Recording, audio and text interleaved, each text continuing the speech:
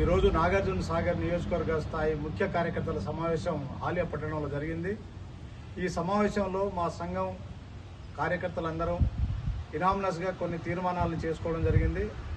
దాంట్లో ముఖ్యమైన 2 విషయాలు ఏంటిదంటే, ఒకటి, తండాలోపట పెద్ద ఎత్తున గాంజా విస్తృతంగా యువత గాంజాకు బానిసై ఈ మధ్యకాలంలో 2-3 ఇన్సిడెంట్లలో చనిపోయిన వార్తలు కూడా వస్తూ ఉన్నాయి. ఆ గాంజాకు వ్యతిరేకంగా గిరిజన యువతీ యువకుల్లో పెద్ద ఎత్తున ప్రచారం చేయాలని తెలంగాణ గిరిజన సంఘం నిర్ణయించుకున్నది. అదే సందర్భంలో ఆడపిల్లల మీద, ముఖ్యంగా మహిళల మీద, ఆడపిల్లల మీద జరుగుతున్నటువంటి అఘాయిత్యాలు కానివ్వండి, హత్యలు కానివ్వండి, మానభంగాలు కానివ్వండి, మొత్తం సొసైటీలో చాలా పెద్ద ఎత్తున పెరిగిపోతూ ఉంది.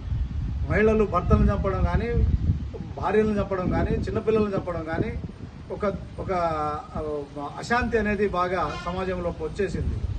దీని నుంచి బయటపడడం కోసం లంబాడి తండాల్లో తెలంగాణ రాష్ట్ర గిరిజన సంఘం అవేర్నెస్ కార్యక్రమం అటు అధికారులతో, పోలీసు అధికారులతోని, రెవెన్యూ అధికారులతో సహకారం తీసుకొని తండాలోపట ఈ హింసకు వ్యతిరేకంగా, మహిళా హింసకు వ్యతిరేకంగా కార్యక్రమాలు చేయాలని చెప్పేసి నిర్ణయించుకున్నాం.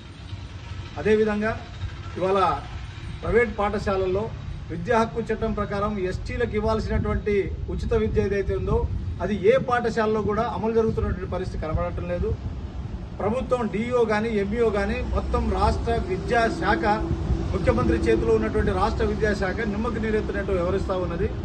ఈ ఇష్యూను కూడా తీసుకొని పెద్ద ఎత్తున గిరిజన లోపట ప్రచారం చేస్తూ గిరిజన హక్కులను కాపాడుకోవడం కోసం, గిరిజన మహిళలపై జరుగుతున్న దాడుల్ని నివారించుకోవడం కోసం, గిరిజన యువత గాంజా, డ్రగ్స్ లాంటి మహమ్మారి బారిన పడకుండా కాపాడుకోవడం కోసం తెలంగాణ రాష్ట్ర గిరిజన సంఘం పెద్ద ఎత్తున ఈ కార్యక్రమాలు సస్టైన్డ్గా వారం 10 రోజులు కాదు కొనసాగిస్తూనే ఉంటాం. మా సంఘం ఈ తండాల్లో పట్ట దీని మీద చైతన్యం వచ్చేదాకా నెలల తరబడి ఈ కార్యక్రమాన్ని కొనసాగిస్తామని చెప్పేసి ఈ సందర్భంగా తెలియజేస్తూ ముగిస్తున్నాం.